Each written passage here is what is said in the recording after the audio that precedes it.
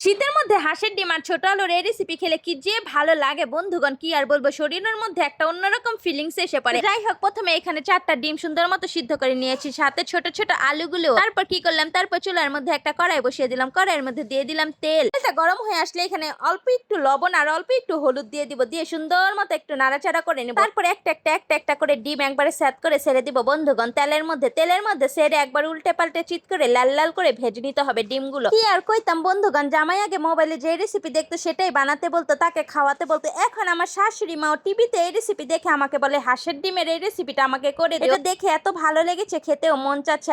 তারপর শাশুড়ি মা আমাকে রেসিপিটা দিল আর আমি সেই অনুযায়ী রান্না করে তাকে শাশুড়ি মা কিছু খেতে চাইলে সেটা আমি একবারে মন থেকে রান্না করে খাওয়াই তাকে। কারণ কি জানেন, বাসার মধ্যে আমার কষ্ট হলে আমার জামাই আর আমার শাশুড়ি আমাকে একটু বুঝে, এছাড়া আমাকে কেউই বুঝে না। জন্য তাদেরকে রান্না করে খাওয়াতেও আমার অনেক অনেক বেশি ভালো লাগে, একবারে মন থেকে ভালোবাসা চলে আসে। তো যাই হোক, বলতে বলতে ডিমটা সুন্দর মতো ভাজা ভাজা হয়ে গেছে। তারপর এখানে একই তেলের মধ্যে দিয়ে দিলাম পেঁয়াজ কুচি, দিয়ে সুন্দর মতো ভাজা ভাজা করে নিয়েছি। তারপর আদা রসুন বাটা, দারচিনি, এলাচ, লবঙ্গ দিয়ে সুন্দর মতো একটু ভাজা ভাজা করে এখানে গুঁড়ো মশলাগুলো দিয়ে দিব। দিয়ে দিলাম হলুদ গুঁড়ো, মরিচ গুঁড়ো, ধনিয়া গুঁড়ো, জিরে গুঁড়ো আর লবণটাও কিন্তু দিতে হবে বন্ধুগণ, একবারে স্বাদ মতো দিয়ে দিবেন লবণটা। সুন্দর মতো মশলাটাকে কষিয়ে নিতে হবে একবারে ভালো মতো। তারপরে এখানে কাঁচামরিচ দিয়ে দিব একবারে কুচি কুচি করে রাখা কতগুলো টমেটো কুচি, দিয়ে সুন্দর মতো নাড়াচাড়া মশলাটাকে সুন্দর মতো কষিয়ে নিব লো হিটে আস্তে আস্তে আস্তে আস্তে। কিছুক্ষণ কষানোর পর যখন দেখবেন একবারে টমেটো গুলো গলে গেছে, একবারে মিশে যাচ্ছে, তখন কি করব, তখন সুন্দর মতো নাড়াচাড়া করে সিদ্ধ করে রাখা আলুগুলোর একবারে জামা কাপড় খুলে ফেলে একবারে ঢেলে দিব সেই মশলার মধ্যে। ঢেলে দিয়ে সুন্দর মতো নাড়াচাড়া করে একবারে কষিয়ে নিতে হবে বন্ধু। আমি ঢাকনা দিয়ে কিছুক্ষণ একবারে ভালো মতো কষিয়ে নিয়েছি, যত কষাবেন তত সেন মজা হবে রান্নাটা। তো যাই হোক, সুন্দর মতো একবারে